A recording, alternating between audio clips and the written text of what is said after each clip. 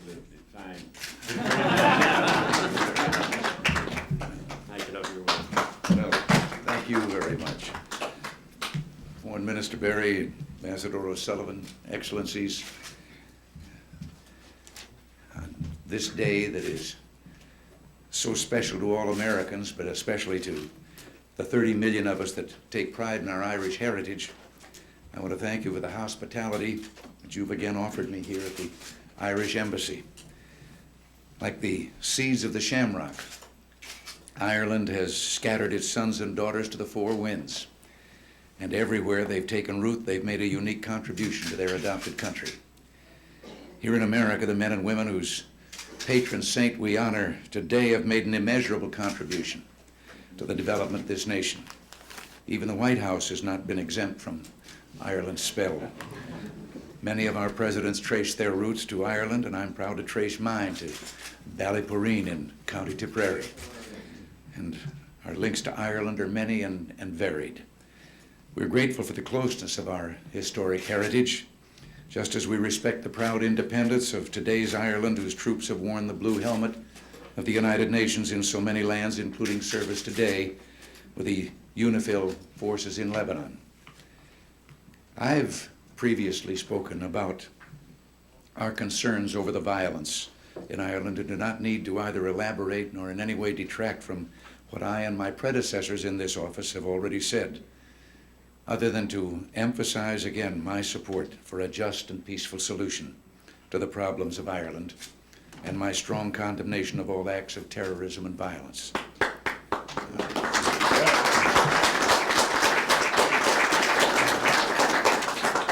As I've said before, we believe that a lasting solution to the problems of Ireland can be found only in a process of reconciliation. And I again take this occasion on St. Patrick's Day to join with my fellow Americans who work and pray for an end to terrorism and violence.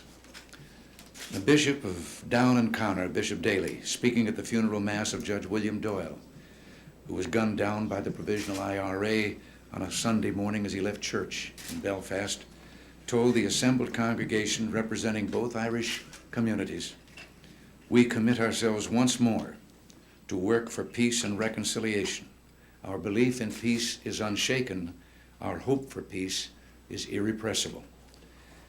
I'm told that in Armagh, the ecclesiastical capital of Ireland, since the days of St. Patrick, that there are two great cathedrals on the hills of that town, each dedicated to St. Patrick.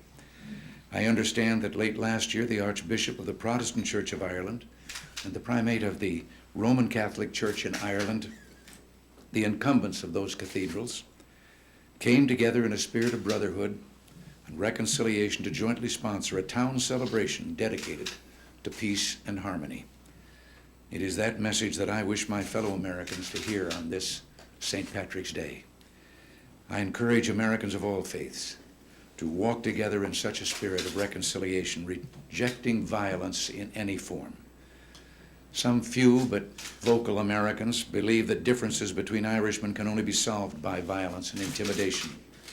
They are no friends of Ireland. They disgrace the principles for which both Ireland and America stand. I would urge my fellow Americans not to listen to such people. I know that Foreign Minister Berry joins me in calling upon people everywhere who turn away from the moral bankruptcy of the men of violence and to help or heed instead the call for peace and reconciliation that is the true message which St. Patrick himself first brought to Ireland.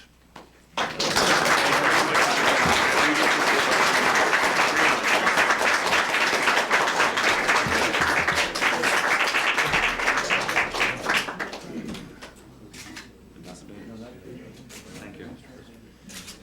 My friends, can I ask you to join with me in a toast to the President of the United States of America? President of the United States.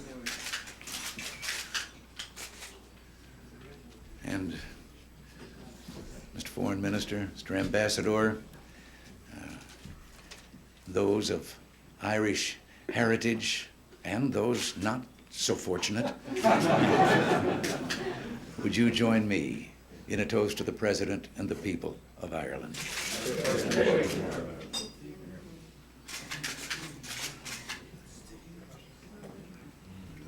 Secretary of Tourism.